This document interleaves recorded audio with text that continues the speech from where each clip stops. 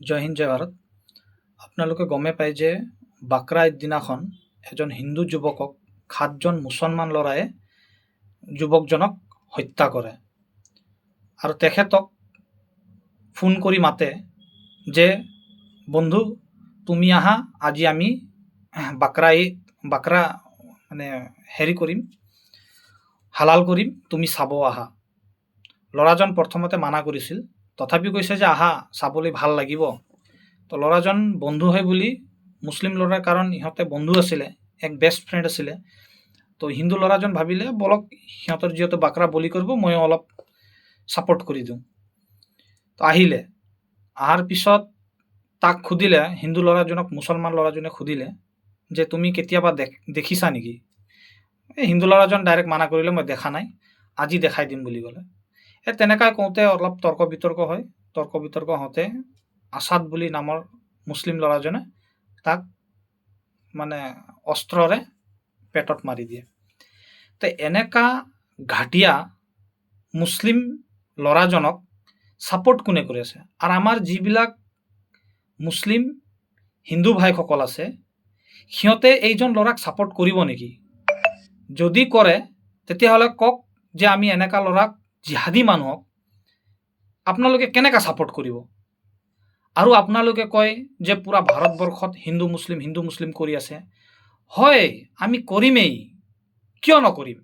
আপোনালোকে আছে এই 8-10% মানুহ মুছলিম থাকি কিনে আপোনালোকে গোটেই ভাৰতবৰ্ষত হিন্দু ছোৱালীৰ ওপৰত অত্যাচাৰ, মুছলিম ল'ৰাৰ লগত অত্যাচাৰ, কাৰোবাক বলি দিবৰ কাৰণে আপোনালোক ভয় নাখায়, কাৰোবাৰ পতাকা, আমাৰ ইণ্ডিয়ান ফ্লেগটো পতাকা আপোনালোকে জ্বলাবলৈ ভয় নকৰে।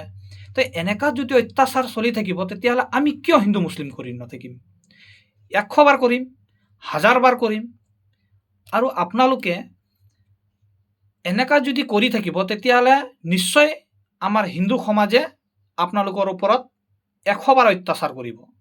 যদি সব মুছলিমো বেয়া নহয়, মই সেইটো নকওঁ, সব মুছলিমো ভাল নহয়, কিন্তু এটা কথা আছে যে আপোনালোকে যিজন মুছলিমে ভুল কাম কৰিছে, তাক ভুল ক'বৰ কাৰণে অলপ সাহসটো দিব। আপোনালোকে অলপ ভুলটোক ভুল ক'বলৈ শিকক।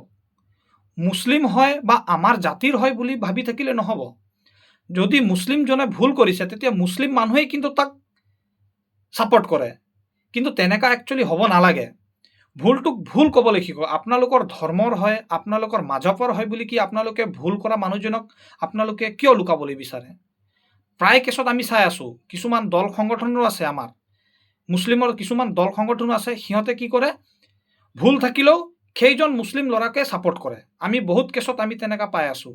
কিন্তু আমি এতিয়াৰ পৰা নহয়, এতিয়া হিন্দু জাগিছে আৰু ভৱিষ্যতত জাগি থাকিব।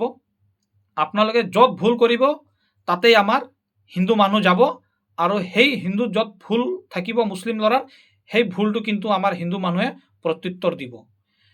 আৰু আপোনালোকে নিজে গম পাই আছে যে প্ৰত্যেকবাৰেই আমাৰ হিন্দু মানুহেই মুছলিমৰ হাতত বলি হয়। কিয় হয়?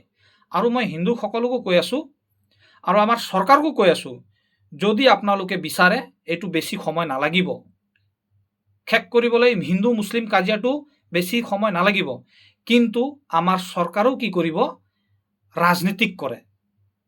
এই ৰাজনীতিক কৰাটো বন্ধ কৰক। আপোনালোকে এজেণ্ডাটো বন্ধ কৰক। আৰু যিজন 7জন ল'ৰাই যে আমাৰ ফাৰিদাবাদত এই হিন্দু যুৱকক হত্যা কৰিছে, এই 7জনকো মই অনুৰোধ কৰিছোঁ, যোগী চৰকাৰ, মোদী চৰকাৰ, দুইজনে যিহেতু আমাৰ হিন্দুত্ব দল আছে, দুইজনে মিলি শ্বুট এণ্ড চাইড কৰিব লাগে। 7জনকো শ্বুট এণ্ড চাইড কৰিব লাগে।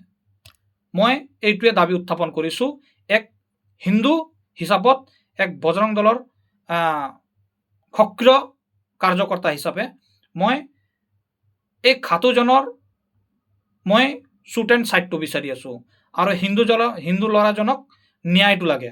আৰু আপোনালোকে কমেণ্ট কৰক যে কথাটো সঁচা নে মিছা, হিন্দু ল'ৰাজন ন্যায় পাব লাগে নে নালাগে।